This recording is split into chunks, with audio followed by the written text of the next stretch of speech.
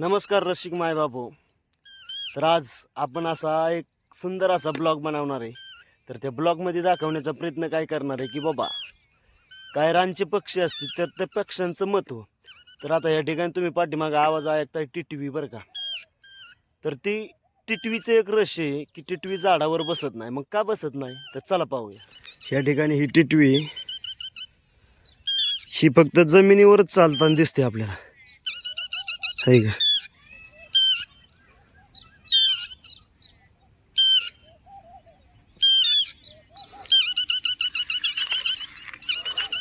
हां, मग आता मला सांगा ही झाडावर का बसत नाही आणि ही टिटवी की बाबा झाडावर बसत नाही हे तर आपण सर्वांना माहिती आहे, परंतु ही वराडती का माहिती आहे का.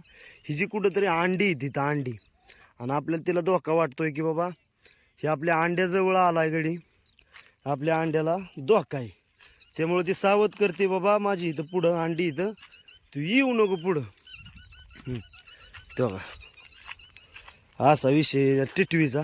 आणि महत्त्वाचं म्हणजे झाडावर का बसत नाही तर झाडावर बसत नाही त्याचं कारण असं आहे की शिव आपला हात आहे. कोंबडीला दुसऱ्या पक्षाला हे असं पाय असतात बरं का, हे असं पाय पुढं 4 नखे असतात आणि मागं अंगठ्यासारखी 1 नखी असते. परंतु टिटवीला फक्त पुढच्या 4च नखे असते, तर पाठीमागच्या नखी नसते बरं का. आणि जर अशी झाडावर येऊन बसली की असं पकडा येतं, आलं का लक्षात तुमच्या दुसऱ्या पक्षाला. पण टिटवीला आहे ना असं मागचं नसल्यामुळं हे चेहरा पुढच्या चेहऱ्याने पकडा येत नाही बरं का. तर ह्याच्यामुळं टिटवी बसत नाही झाडावर. त्याला चेहराच नाकी असते तर त्यामुळं धरा येत नाही आणि पडायची भीती वाटते म्हणून टिटवी झाडावर बसत नाही बरं का. तर आता मी चाललोय रान पाहायला कांद्याचं. आता पुढं आलो आणि चित्र भेटलं बरं का. ऐकला का चित्राचा आवाज तुम्ही. बोरगांच्या 2 प्रकारचं पक्षी पाहिलं आणि ह्या ठिकाणी पुढं आलो. मोडकं घर शिड होतं आणि ह्या शिडाजवळ सरोड दिसला बरं का. पण आता सरोड ते आतमध्ये शिरतोय, आतमध्ये शिरला बा गेला ते.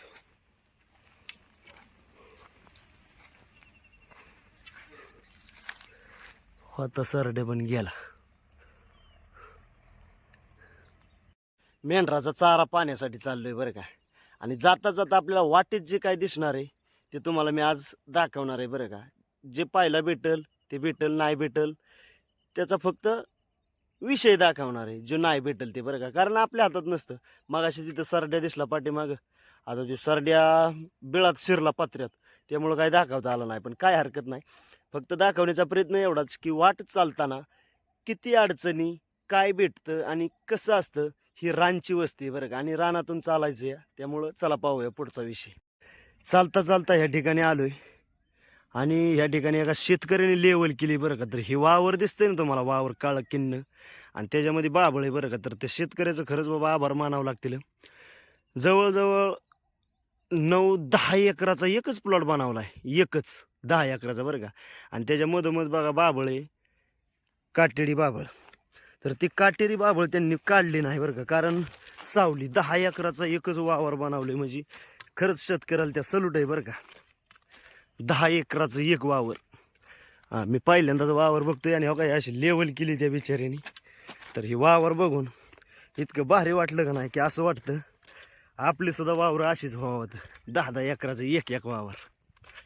पण तेवढी वावरच नाहीत आपल्याला, सगळी मिळून 10 एकर बी नाही. त्यामुळं विचार करणं चुकीचं आहे बरं का.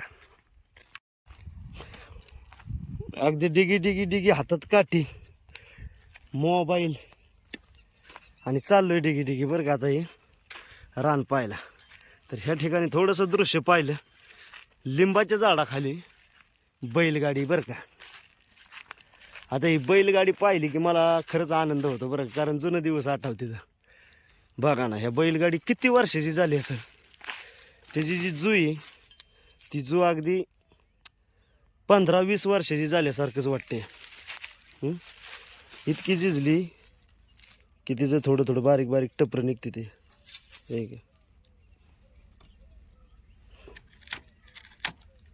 म्हणजे लाकडाचं तुकडं पडते ते असं इतकं. ह्या गाडीची झिजली गाडी म्हणजे किती वर्षाची असेल. मग शेतकऱ्याने हवस म्हणून इथं लावली बरं का, लिंबाच्या झाडाखाली गार सावलीला. आपल्या शूटिंगचं नियोजन बरं का वगैरे अशा प्रकारे. कसं आहे, या ठिकाणी आलो तर खैराचं हिरवगार झाड होतं. तर ह्या झाडाला खैर म्हणतात बरं का, खैराचं. आणि खैराच्या झाडात खाली टणटणीचं आहे, त्याला गंगूताई बी म्हणतात आणि टणटणी म्हणतात. तर बरं का हो का, हे फुलं, ही अशी फुलं म्हणजे टणटणी. आम्ही टणटणी म्हणतो, काही ठिकाणी गंगूताई म्हणतात बरं का. तर पुढं आलो आणि तुम्हाला साळुंक्या दाखवतो बरं का. आता साळुंक्या हा पक्षी चिवचिवाट अगदी त्यांचा म्हणजे ऐकून आहे ना असं किलबिल किलबिल डोक्यात होतं बरं का, चिवचिवाट. तर ह्या ठिकाणी साळुंक्या बसलीच आहे.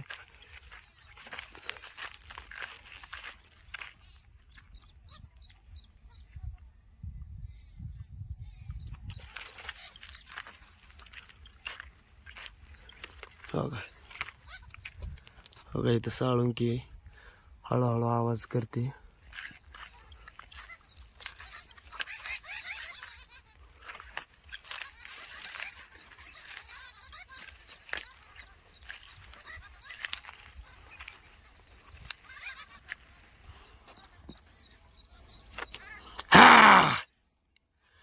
गेले उठून,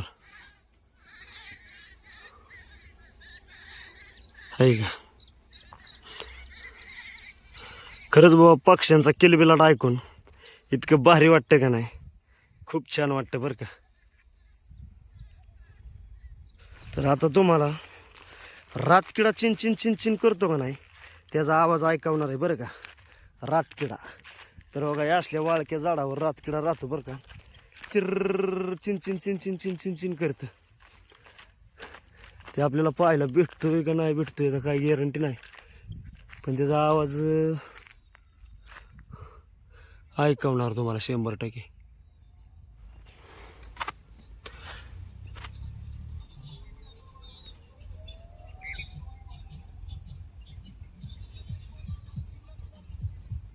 हां, हा आवाज ऐकला तुम्ही, हा आवाज कसच्या पक्षाचा आहे मित्रांनो, कमेंटमध्ये नक्की सांगा बरं का.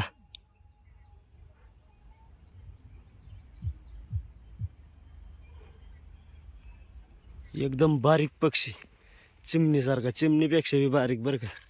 या ठिकाणी खेळतो झाडा गेला उडून. त्याचा चिवचिवाट अगदी चिव चिव, आणि पंख उडावताना फट फट आवाज येतोय त्याचा. विषय काय झाला, चालून चालून सकाळ धरून कटाळलं बरं का. 1-2-3 वावरं पाहिली, पण शेतकरी काही नाही म्हटले. काहींना शेरडं आहेत, काहींना गुरं आहेत. आता ताण तर लई लागली चालून चालून. या ठिकाणी पाणी आहे, पण पाणी पिण्यासारखं नाही. अयो, कसं पियाचं.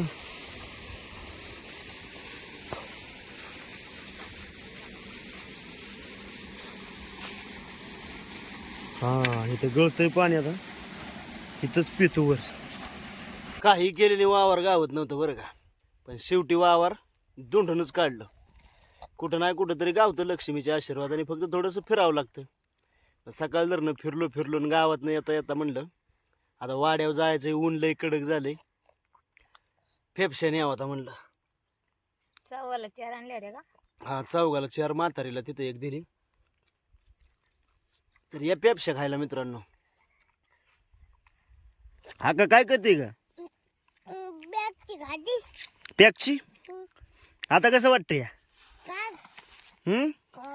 नीट बोल की. गार गार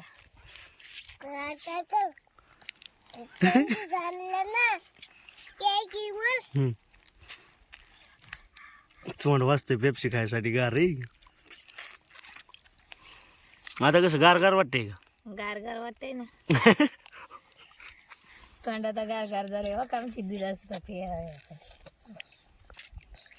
दिदा, हे दिदा, हा काय बाई, काय ठेवायची तुला? हाय ती खा की, ती खा की, तो ती खा की. असं उन्हाचं गार असल्या बरं असतं करायला साहेब, मग काय. पण आपल्याला कुठं गावात गेलं तरच नाही तर. पूर्वी कशा करते ते गाराचं. मग ऊनच तसले. कसं खाते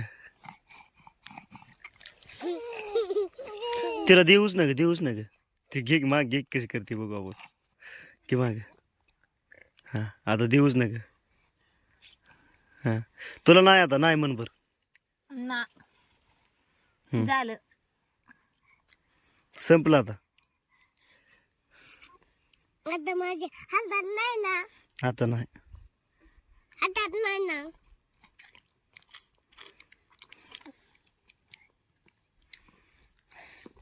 अरे सांडलं इडीच आहे तू एक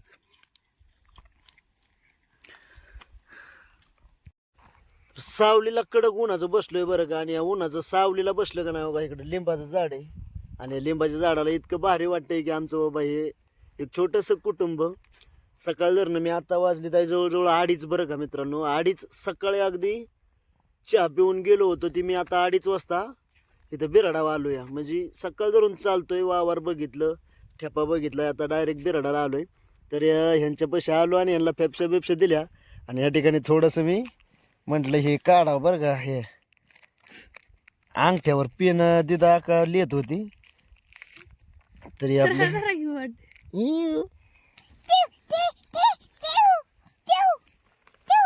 कसं या का तरी अंगठ्यावर मी पेनाने काढलं कसं वाटलं कमेंट मध्ये नक्की सांगा ए रुका कुठं चालली रुका चालली खाली तुमच्या मागे गेलं तर मित्रांनो भयानक ऊन वाढलंय बरं का लहान लेकरं आमची उन्हात तानात फिरते तर पण कसं असतं त्यांना सवय लागून गेलेली अगदी त्यांचं स्ट्रॉंग झालेलं आहे अंग त्यामुळं काय आजारी पडायचं टेन्शन नसतं बरं का जास्त करून पण तरी सुद्धा आम्ही काळजी भरपूर घेतो तशीच तुमच्या मुलांची सुद्धा तुम्ही काळजी घ्या बरं का उन्हात तानाचं आता कसं असतं घरात असल्यामुळं त्यांना उन्हाची सवय नसते आणि मग आजारी पडायची शक्यता असते नको सांगू आकू म्हणती गप म्हणजे बाबा त्यांना आजारी पडायची नाही तर असं म्हणू नका तुम्ही नाही ना पडायची आजारी